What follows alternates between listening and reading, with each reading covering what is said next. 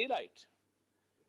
We had been saying time and time again that there is a nexus between the suicide attacks, the terrorist attacks that are being carried out in Pakistan, that Afghan soil is being used. Afghanistan is resorting to training of these terrorists and facilitation of all kinds to these terrorists who come into Pakistan and they kill innocent civilians, they kill our security personnel, officers and jawans of the armed forces. We recently saw two attacks in the capital, where an attack was carried out at a Shiite mosque in Imam Barga. An attack was carried out at the district courts. And we recently saw the martyrdom of Lieutenant Colonel Gulfaraz Ahmed. The Afghan soil is not only used, but the Afghan Taliban regime is totally aligned with these terrorists and they are fully backing these terrorists. So the DGISPR gave insight into the operation and into the response that Pakistan has given befittingly. I want to shed light today on three aspects of the Afghan Taliban regime. Number one, that it is a government based on repression. It tries to subdue women, minorities, children, and it has usurped the basic rights of the citizens of Afghanistan. And hence, I will term it as an illegitimate regime, which has no backing of its people, which is totally against the idea of any kind of rights being afforded to the people of Afghanistan. And in fact, it is now taking away their basic rights. So a government which is based on repression, it oppresses the people. A government which is an illegitimate government, and also a government which uses perversion of religion in order to further their own motives. So the Afghan Taliban regime is a regime which is based on repression, which has taken away all rights of its people and has oppressed the people. It is a regime which is an illegitimate regime, and it has come into power by force without any legitimate process, and it is a regime which is based on perversion of religion. It uses religion for its own authoritarian purposes in order to further its own vested interests and motives. The Taliban's new criminal regulation legalizes slavery, violence, and repression of women. The regulation institutionalizes an authoritarian system of control. The Taliban's new regulation contradicts the Cairo Declaration's core guarantees. It is in breach of all human rights laws and conventions. And it abandons equality and divides the society by status. There is stratification. So Article 9, for example, Tazir with regard to the status of the offender has the following levels. There are levels according to which you are regulated. First Tazir is for ulama and first degree people. The Tazir for this group is carried out by the judge in the form of a warning and awareness raising. So if you are a higher status person in that society, you will just be informed that you have committed such acts, a mere warning or an awareness raising. Then there is a Tazir for the elite, such as tribal elders and merchants. The Tazir for this group is carried out by a judge through a formal warning and summoning to the court. So you are just summoned to the court and given a warning and let off. For the elite class, for the first class, that's not even there. And for the middle class, the Tazir for this group is carried out by summoning to the court and imprisonment. So there is no imprisonment for the elite class, for the ulama, for the higher strata, but for the middle class there is imprisonment. Then there is Tazir for the lower class of society. The tazir for this, and they've actually classified a class as a lower class. The tazir for this group is carried out through threats and beating. However, if it reaches its maximum number, then they resort to other measures. So there is a classification according to class. There is stratification of law, that you will be treated according to your social standing and status in society.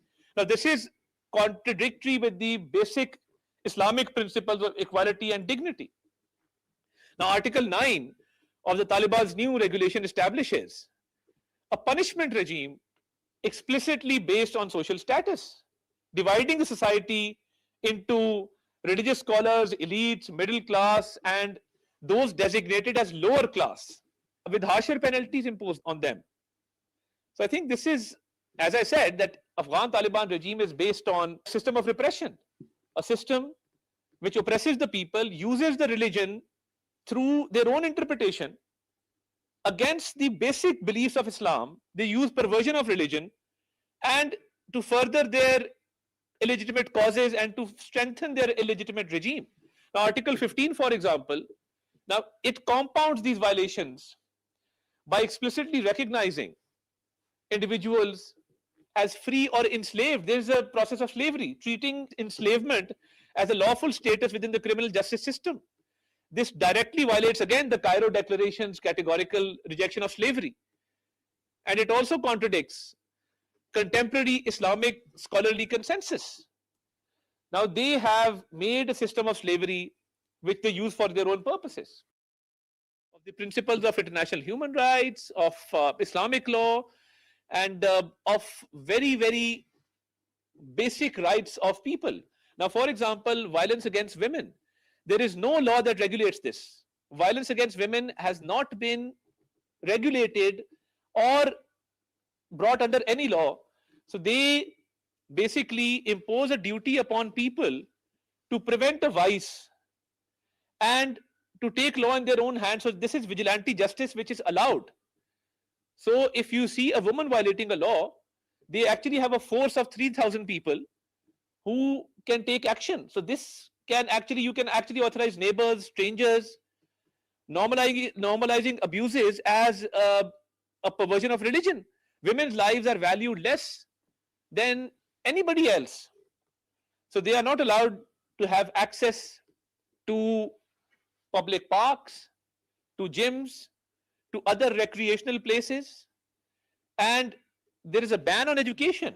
So there's a generation of women which have not been educated, because when you reach the age of 13, girls are not allowed to continue to secondary school, let alone higher school and then college and university. So 80% of young Afghan women between the ages of 18 and 29 are not in education, because the law prohibits them from being educated. So once you have attained the age of 13, after that there is no education. So this is the widest gender gap in the world. And it has been condemned by international organizations.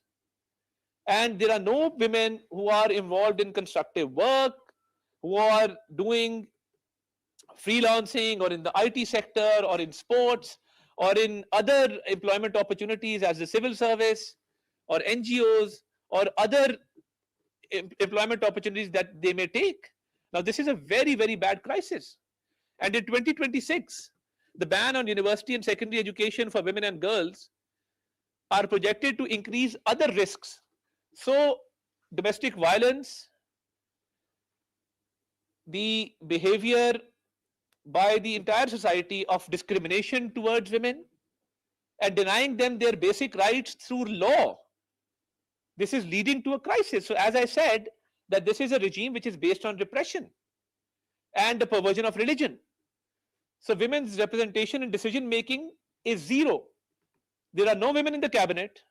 There are no women at any decision making level of the Afghan Taliban regime. They are being denied their basic right of education, and they are not allowed to undertake any activities. And they are not allowed to speak in public. As I said, there's an enforcement force of 3,000 people which is allowed to physically stop them from violating these regulations, where they are not allowed to speak, they're not allowed to go about their daily lives. There's a report which I would like to show you, of the United Nations Security Council. This is as late as 12 February 2026. So an extension was granted regarding the sanctions, and one of the topics that was discussed was the deplorable tactics of the Afghan Taliban regime, hostage taking, violating women and girls in Afghanistan. So they are taken as hostages, they are violated, they are abused, they are denied their very, very basic rights, and they don't feel safe in Afghanistan anymore. Women rights organizations, international organizations have all expressed their very, very serious and deep concerns regarding this. No civilized society can allow this. This is not allowed in Islam. But the Taliban, the Afghan Taliban regime, have their own version, which they perverted for their own use. Next slide, please. This is also an international media report which has reported that the International Criminal Court actually said that there were reasonable grounds to suspect that Taliban Supreme Leader Haibatullah Khundzada and Chief Justice Abdul Hakim Haqqani have committed gender-based persecution. I am not saying this, these are international reports in which the International Criminal Court has actually said and have issued warrants for the Taliban leaders over alleged persecution of women. Now these laws are in place, and you can see in this picture Afghan women and children. Children are being denied their basic rights to vaccination, to health facilities. Afghan children and women wait to be inoculated during a vaccination program in Ab Barik village. So what is happening is that the Afghan Taliban regime is denying rights of women, of minorities, of children. They are not being given their basic rights, and there are laws in place to prevent them from accessing these facilities and from basically going about their daily lives.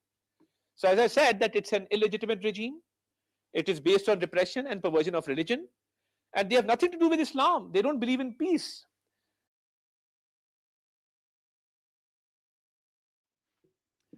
मैंने जो रोशनी डाली है अफगान तालिबान रजीम के ऊपर, वो इस पैराए में है कि अफगान तालिबान रजीम एक तो एक गैर कानूनी निज़ाम हुकूमत है, वो मजहब की गलत तशरीहात जो उनको सूट करती हैं और जिसका मजहब के और इस्लाम के बुनियादी असूलों से दूर दूर तक कोई लेना देना नहीं है, वो उस पर मबनी है, और एक जबर का निज़ाम है जिसमें मैंने अभी एक्सप्लेन किया कि ख़वातीन को तालीम हासिल करने का हक नहीं है, कि जब कोई लड़की 13 साल की उम्र तक पहुंचती है उसके बाद सेकेंडरी और हायर एजुकेशन तक नहीं जा सकती। कानूनी तौर पे उसको ये इजाजत नहीं है कि वो अपनी पढ़ाई को आगे बढ़ाए और हायर स्टडीज को परसू करे। तो यूनिवर्सिटी और कॉलेज तो दूर की बात है, 13 साल की उम्र में उसके बाद फिर वो स्टडीज डिसकंटिन्यू करते हैं। तो 80% खवातीन जो हैं अफगानिस्तान की, जो 13 और 29 साल के दरमियान हैं, उनको एजुकेशन से बिल्कुल दूर रखा गया है, बैन की गई है एजुकेशन। वो कोई मुलाजमत, कोई नौकरी हासिल नहीं कर सकती, कोई पेशा इख्तियार नहीं कर सकती। उनको पब्लिक पार्क्स में, जिम्स में, इस तरह की जगहों पर जाने पर पाबंदी है, और पब्लिकली जहां वो जा सकती हैं